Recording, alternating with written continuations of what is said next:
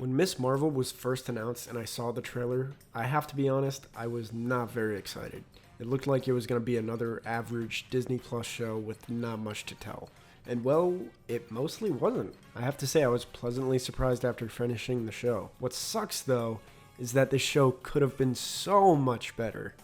And I think it could have been fixed, and honestly, this issue is present in most recent MCU outings, and it is time. I think if this movie had more time to write better villains, more time to give the visual effects artists to make the CGI better, and more time to let the creators create.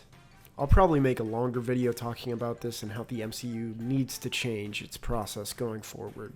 But enough of that. Let me talk about why this show is so great and unique. This show starts out with a creative bang, with animations displaying Kamala's interests, engaging and unique camera movements, and just a general vibe that the people making this questioned every shot and asked what they could add to it. Like the texting scenes, these could have easily just been replaced by basic text bubbles or screen grabs, but instead it uses the environment to tell us what's going on. Just strictly from a visual standpoint, this show has been so impressive most of the time. Yeah, this show can get held back by some typical Marvel checklists, like dumb villains, dumb chase scenes, dumb action scenes, and pointless characters. All of the scenes with these are pretty bland and basic, with little to no uniqueness going on in them. Again, perhaps with more time, things could have been different, but geez, these villains were noticeably the worst I think I've seen in a long time. And I feel like as soon as they were picked up, they kind of just fell off of the story. Just a jumbled mess. And oh my god, that escape scene was so horrible. One last thing involving the villains was their motive and the main stakes for the show, which was basically, we want to go back to our home, but for our home to even exist, it would need to replace and destroy Earth. Think kind of like similar to the terraformer thing in Man of Steel. When I heard this, not only did I care less about the villains, it kind of just made me care less about the whole show in general.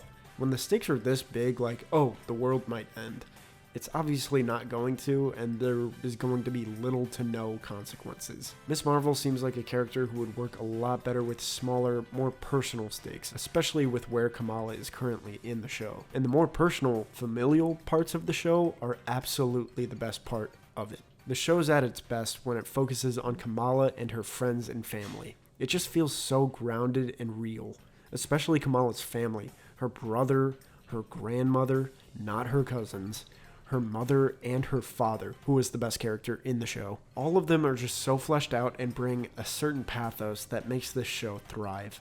Also, when they went to Pakistan, it was amazing until the villains showed up. And the celebratory wedding scene was so wholesome to watch, again, until the villains showed up. But even when the villains stopped the fun, I still remembered these great moments the friends and family shared together. Bruno and Nakia are also their own characters that bring a lot to this show. The only one who was a little hard to get with was maybe Kamran, with his weird motives, and it felt like he flip-flopped a lot too frequently and easily. When Kamala finally suits up in the show, I'd say half of it is good and half of it is bad.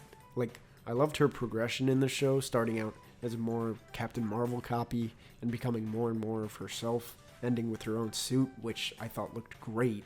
I also love when Kamala was just saving people, and we actually got to see the bystanders react, which is a lot more rare than you think in the MCU, but it was really appreciated. Her crystal-like powers were kind of weird and lame.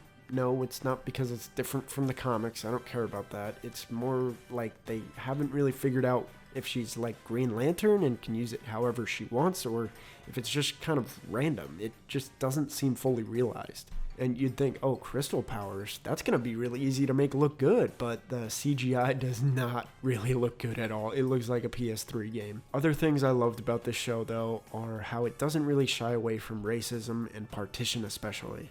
The whole partition sequence, aside from a few things, was a great episode. Every time this movie involved some culture was very welcome, and no, it's not woke. Like, what the fuck are these people trying to say? The only show that is woke is this one.